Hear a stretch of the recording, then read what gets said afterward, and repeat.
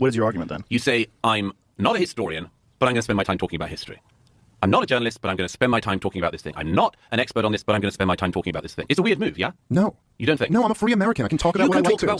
It would all be different. Yeah, or if Israel hadn't occupied them for 60 years, it would all be different too. I mean, it was always on them. The World Bank said in 1996 for the 1 year of the blockade. Quoting the World Bank, I love it. This doesn't mean anything. This is a non-argument. Yes, I'm saying the World Bank did their own analysis of this, and they said that it was a 40% of your own analysis. Hold on, you got to stop interrupting and let him finish the sentence. The world actually backfired on you. This is one of the things. Many reaction videos I've seen to this haven't touched on this. I've caught on this panel slightly. Moron, Douglas Murray, you're not an expert on Islam. You have been perpetuating lies against Islam over and over again. You're not an expert. So doesn't this backfire on you, you clown? I am a Riva and I was taught how to pray Salah. That means every single time I pray, the person who told me gets the reward. 5 times a day, from Fajr to Isha. If you want to support someone like me in learning Salah, then sponsor 10 people for just £100 this Ramadan. Remember the Prophet, peace be upon him, said, charity does not decrease wealth. Click the button and donate now. Assalamu alaikum wa rahmatullahi wa barakatuh, brothers and sisters and dear friends. Hope you guys are well, inshallah. So we're going to be reacting to, inshallah, Joe Rogan and Dave Smith absolutely humiliating Douglas Murray. But there are 2 key points where Douglas Murray actually shot himself in the foot without actually realizing, and it was absolutely flipping hilarious to me. So let's start off, inshallah, with the first clip, inshallah, and see how he gets slapped around intellectually. But if you throw a lot of shit out there, there's some point at which I'm just raising questions is not a valid thing. Mm-hmm. You're not raising questions. You're not asking questions. You're telling people something. Do you think Daryl's doing that? I think there's a whole bunch of guys doing that. I think Dave is doing that, very obviously. Dave's a comedian, but he's now mainly talking about Israel. No, I don't know if I'm mainly talking about Israel. That's all I see you on the internet doing. Yeah, but that's you. That might be what you've seen. It's just you consuming clips. But that is also your shtick now, isn't it? Well, what do you mean by that's my shtick? Well, you're not a geopolitics guy in general, are you? I don't even know exactly what you're asking. I'm saying you've decided, being a comedian, you've decided now to become somebody who talks about Israel. I think you're incorrect. I don't think it's a decision. I just think you have long-form conversations, multiple of them. It's a huge event that's in the news, so it comes up. I don't think it's a thing. I think if you're on the outside, you'd say, oh, look, they're trying to get attention by talking about this very polarizing issue publicly. But you do get attention from that. If you'd spent the last year speaking about Myanmar, you would not be on my lips. Yeah, but he does talk about Yemen constantly. He talks about a lot of things that aren't in the news. Well, I tend to talk about the conflicts that my government is directly involved in, which I think is reasonable to me. But I don't quite get, what's all the appeal to authority stuff? I mean, you have to be an expert? Or no, I think authority matters. I think authority matters. And I think that if you just throw a lot of shit out there and then say, I'm not interested in the alternative views on this, and particularly when it's a counter-narrative that is wildly off. And when you get people, look, I just feel, we should get it out straight away, I feel you've opened the door to quite a lot of people who've now got a big platform who have been throwing out counter-historical stuff of a very dangerous kind. So in a nutshell, guys, he's having a go at Joe Rogan. You have opened the door to people like Dave Smith and his likes to talk. Expert on what? Does one need to be an expert to be talking about there's a genocide, innocent men, women, children being killed, they are indiscriminate, they're targeting them, sniper bullets hitting children's heads, private parts? What expert do you need to be? Does one need to be an expert in what? In what? He's having a go at Joe Rogan for putting him in there. And there's a counter-narrative. What's the counter-narrative? That the government that you support, by the way, you're English, I don't even know what connections you have, that they are massacring these people? Yes? And that's the counter-narrative. You want us to be like, okay, yes, it's okay to kill men, women, and children. Or dynamics to all of this is that we have, at least since 9/11, been in a state of perpetual war. All of these wars have been disasters. There have been so many lies involved in selling all of them. The whole Iraq war, the whole war in Afghanistan, just lying the whole way through. It's just like lie after lie after lie with disastrous wars. And so this does create a fertile ground for people to say, I wonder if they were lying about all these wars. Sure, again, I'm not really trying to argue about World War II. I'm not argue about these wars today. I think the interesting question is whether you're busy watering it. Well, should you not talk about mistakes that were made overall? Absolutely. Okay, you should. Absolutely. Right. I'm all for going back and looking at mistakes. So what is your argument then? You say, I'm not a historian, but I'm going to spend my time talking about history. I'm not a journalist, but I'm going to spend my time talking about this thing. I'm not an expert on this, but I'm going to spend my time talking about this thing. It's a weird move, yeah? No. You don't think? No, I'm a free American. I can talk about what I like to. So what is the point here? I've noticed you can. But we all can. The point is, what are you pushing? What are you watering? What am I pushing? Yes. Liberty, free markets, peace, prosperity, not getting in another stupid catastrophic war, which we're on the precipice of right now. And you keep referring to we being in war. Okay, in a nutshell, who's been pushing these wars? Benjamin Netanyahu, this scum dirtbag, Satan. He is the one that has been pushing this narrative and telling them to go to war with this person and that person. Why? Not for America's interest, for the United States of Israel's interest. And that's why Americans are fed up and they're waking up. It's the beginning of the end of Israel. And he says, for example, what are you, it's fertile ground, and what are you watering? In a nutshell, your objective news, because this is what they say now, objective news means now you're pro-Hamas. pro-Hamas. They're even going after Miss Rachel for saying they'll dehumanize Palestinian children. They've made a woman cry. And then a social experiment in central London about this, hunting Hamas member down. You can watch that. But let's carry on. Impose tariffs on China. Would you point out that I didn't, and it was the Trump administration? I'm saying you take it obviously very personally, and that's your right to do so, of course. I'm just trying to make sure we're accurate here. What do you think I'm taking personally? Just that, the American wars. Sure, yeah. I think they've killed hundreds of thousands of people and cost my country $8 trillion and degraded my country very much. And there's a very good argument to make on that. I'm still slightly bemused about this move from I'm an expert on this and I have views to I'm a comedian. I've never claimed to be an expert on anything. This is the problem, Joe. I mean, if somebody Wait a minute, says you have to claim to be an expert on something to have an opinion on something? You don't have to be. You don't have to be. But so what's this is the like issue? I'm not a historian, but I'm pumping out history. But wait a minute, I'm not about an expert, just, but I'm talking all the time about this. But you're not thing. even talking about specifically on what he just said. No, I'm saying this is my point about this. You say I'm not an expert. So what's the solution? To not talk about it? No, it's to have more experts around. Well, the expert class hasn't done a great job. I know. Man. This is follow the science. Yeah, but you know what? I agree with that. I just said to you, I agree with that. I know. But so one Douglas, of the problems during is, all of COVID, I will put my track record against any of the expert class on COVID. I'm glad to do that. So should I have just shut up? Should I have shut up by opposing lockdowns and opposing vaccine mandates and talking about the lab argument theory? At the time. You realize that's the entire argument that you're making. Let the experts handle this. No. You're not an expert. I was just a comedian. Again, as you can see clearly, so he's basically saying nobody in any way. Look, God Almighty has given us some kind of morality to see for bad and good. Okay, of course you need experts in specific fields, but this actually backfires on you. This is one of the things, many reaction videos I've seen to this, haven't touched on this, or caught on this panel slightly, is that he's saying you have to be an expert. Well, moron, Douglas Murray, you're not an expert on Islam. You have been perpetuating lies against Islam over and over again. You're not an expert. So doesn't this backfire on you, you clown?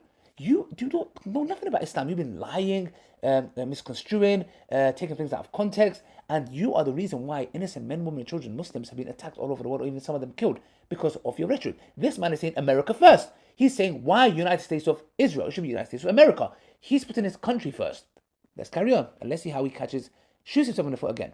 Do you think there's a blockade of any kind? So I think they disengaged in order to kill the peace process. I think they put the full blockade around the country for the reason that they've always kind of done it there, that, they don't want too much stuff getting in. They want to keep them, as they put it, on a diet, and they don't want rockets to fly into Israel. If that desire to live in peace beside your neighbors had superseded the desire to stockpile rockets, it would all be different. Yeah, or if Israel just hadn't occupied them for 60 years, it would all be different too. They weren't always on them. The World to. Bank said in 1996 for the 1 now year the of the blockade. Libertarians are quoting the World Bank. I love it. This doesn't mean anything. This is a non-argument. Yes, I'm saying the World Bank did their own analysis of this, and they said that Why it was a don't you 40% do your of own analysis? Hold on. You got to stop interrupting and let him finish the sentence. The World Bank said that 40% drop in the GDP of 1 year due to the blockade, and there's been a blockade from 2007 on. So are you saying that this hasn't had an economic effect? Is that the argument? No, of course it'll have an economic effect. So you're saying you have to be on the ground and do an audit of the blockade in order to be able to comment on it? I think you should at least know what it is, what the territory is, what the situation is in the region. Yes, absolutely. And the only way to do that is to be there in person. I think that's the best way. Well, either take on the arguments or don't. But I don't think. I said your argument's incorrect. Oh, okay, fine. Well, then present a counter argument to it. But to just tell me I'm not allowed to talk about something. I'm not saying you're not allowed to talk about it. You're not an expert, so you shouldn't talk about it. You now. haven't been there. Yeah, I know. But you keep playing this game where it's like the whole opening to this podcast was like the non-experts talking about this is such a problem. Now you're saying I haven't been there, I can't talk about it. Is there a blockade there that's causing economic devastation or not? According to the World Bank, there is. I do believe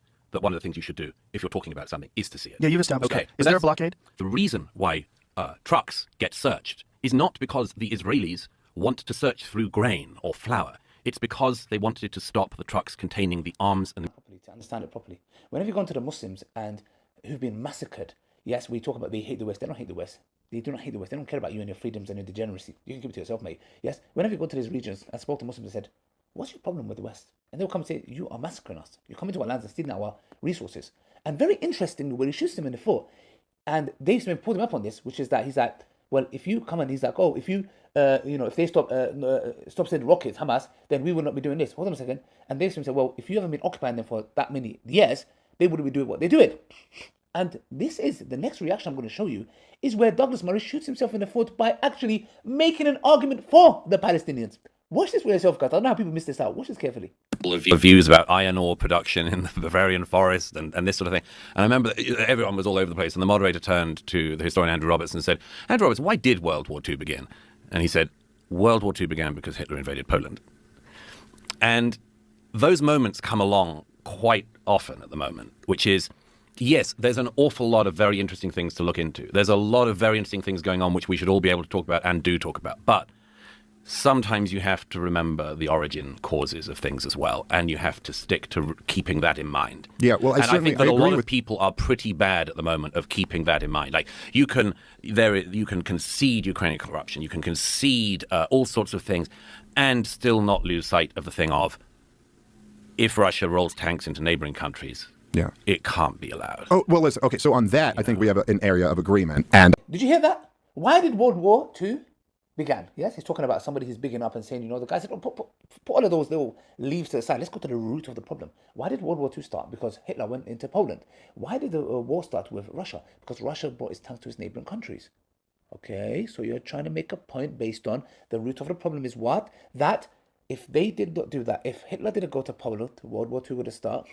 Fair point. If Russia didn't bring this tanks, which I don't know if it's true or not, the neighboring countries, the war with Ukraine wouldn't start. You scumbag. And if the Zionists did not go and steal the lands from the Palestinians, we would not be here. You moron. Do you understand? You just shot yourself a shotgun on your head. Boom. Intellectual. Have you realized? Do you see when they perpetually lie, they don't even realize they even make counter arguments against themselves. You cannot make this up. You've just made an argument for the Palestinians. And that is the point of Dave Smith and Joe Rogan. Salute to you, Joe Rogan. It's kind of hard to lecture a group of people who are going through so much. Like the level of human suffering that's being inflicted on the people of Gaza right now cannot be overstated. And so, to lecture them about how you're supposed to handle that exactly. But I will say, man, I think there's kind of this selective empathy that you have here. Talking about October 7th. But at the same time, we're not having this conversation on October 9th. Or in November or December of 2023. We're having it in 2025, where the tragedy that's been inflicted on Gaza is orders of magnitudes greater than October 7th. There are just every day people are inundated with images of just dead women and children. This is like one of the most brutal wars. And by several metrics that really, personally matter to me, like the number of dead kids, I think that's a pretty good one. It's more children have died than in any recent war. I mean, this is like, it does, I do think there's almost like a fundamental framing bias. It seems to me that there's almost an implicit difference in the value that you place on Israeli life versus the value that we place on Palestinians' life. And to even we've gone this far into the conversation and haven't even talked about the fact that Israel has, if you want to argue, I haven't been there, stuff does get through the blockade, okay, fine. This is a captive people, that Israel has dominated since at least 1967. Many of them are there because of the creation of the state of Israel, who used to live in what is now called Israel. And they are just, the amount of human suffering that's being inflicted on them, when Hamas in many ways was forced on these people. In fact, we saw protests against Hamas just recently. So, I don't know, that to me seems to be the greatest human tragedy, and I think much more so than you can characterize it as people being pro-Hamas or people being anti-Semitic, but I actually think that the mass movement around the world of people who oppose this war has been that people feel really awful about all these babies. Yeah, clearly. In that, I wish there was a reaction video to Douglas Murray's face. Not remorse, no guilt. Nothing. He's talking about, Dave Smith's talking about massacring men, women, and children being massacred. The guy does not even flinch. He doesn't even condemn. He's basically saying the price is worth it. He's the reason why he has a problem with Joe Rogan and Dave Smith is because he's saying the price is worth it. Killing these innocent babies, children, women that he's talking about. He talks about women's rights, etc. with the hijab. Yeah? Okay, you scumbag, you double-standard hypocrite. He's basically saying the price is worth it. They should be killed because of the greater picture. That is the point here. That is the point here. No remorse. What a vile person. Once, and he absolutely did not downplay any of the Nazi atrocities at all. And I think that if we're zooming out here a little bit, maybe this is kind of part of the disconnect. Broadly speaking, in American culture, the idea that it has not been driven into people enough that the Nazis were bad and that Adolf Hitler he is literally the modern devil. He is much more so than the actual devil. Adolf Hitler is what's viewed as the most evil thing, to the point that, just my entire life growing up, if there was a guy who sold soup on Seinfeld who was authoritarian, he's a soup Nazi. Right. Everyone was Hitler. The left called George Bush Hitler, and they called Obama Hitler, and they called Trump Hitler. Yes. Every single enemy that we've gone to war with always called Hitler. Saddam Hussein's the new Hitler. Muammar Gaddafi's the new Hitler. Putin's the new Hitler. It is so the idea that we haven't driven into people enough that Adolf Hitler was a really bad guy. I'm not saying that at all. I'm saying just as the left likes to play with very dark, ugly stuff, and they've done it for decades. They have played down Chairman Mao's murder of the Chinese throughout his era in power. They played down Stalin. They still march on occasions with posters of Lenin. They've spent decades trying to do down evils that were done on their side. And he's now having a go at some guy called Daryl, something, whatever, downplaying the anti-Semitism of Hitler or something like that. Yes, he's making that point. My friend, Hitler is the thing they would use. The card that they would use, Hitler and Holocaust, is to carry out these massacres People have woken up. It's not working anymore. There are Jews, real Jews, who are coming, anti-Zionist Jews, who are coming and saying, you are not going to use this Holocaust card to do another Holocaust. It's not going to work. You're not going to do it. And fairly so. They're speaking out there, and they're not experts. And if there's anyone that could talk about this, I mean, it's those who have gone through the Holocaust. They're the grandchildren of those who went through the Holocaust. They are saying it's not going to work. And this guy is here talking about that. And then towards the end, he talks about those who have downplayed what Lenin done and Mao Zedong done, etc. You are downplaying what Israel is doing. Does this guy hear himself? I cannot, guys. Have you picked up on this? Please let me know. I'm when I pull my hair out, I haven't got any hair left, as you can see, yeah, guys. He is saying they're downplaying that, and you are downplaying the atrocities of Israel. Last reaction video. Can't make this guy. This guy absolutely annihilated. I get stuff on Twitter that I just do not want. I do not want a guy with 1,500 followers who's got some zany new view on something, who isn't an expert but is an expert, to be pushed at me. And effectively, what is happening with the Twitter algorithm is happening everywhere else as well. And we're all for the open marketplace of ideas. I want that. I thrive in it. But it is different once you get into the thing of, is something manipulating the algorithm behind? Is the algorithm being pushed on me? Why am I being given this? Why am I not being given that? Why am I being constantly pushed this view? And I think that the answer to a... Lastly, very simple. He has issue with the algorithm and people who are not experts, and some guy with 1,000 followers is talking about this. You've been doing this for the past 10, 20 years, my friend, talking about Islam. You're not an expert. Yes, guys been pushing the algorithm, lying, manipulating, taking out of context, misconstruing about Islam. You're not an expert. You are not an expert. So why have you been talking about it? Why have you been talking about Islam in such a way where you have no idea? Have you come and sat with Muslims, spoke with Muslims, understood the Quran, spoke to the people in the region of, do they hate the West? They don't hate the West. They're like, leave us alone. Leave us alone. That is the thing. And I want to salute Joe Rogan. Hats off to you. Hats off to you. I know, sorry. But hats off to you, brothers and sisters. And Joe Rogan is waking up. The whole entire world is waking up. It is the beginning of the end of Zionism and Israel. And I hope we live to see it. Assalamu alaikum wa rahmatullahi wa barakatuh.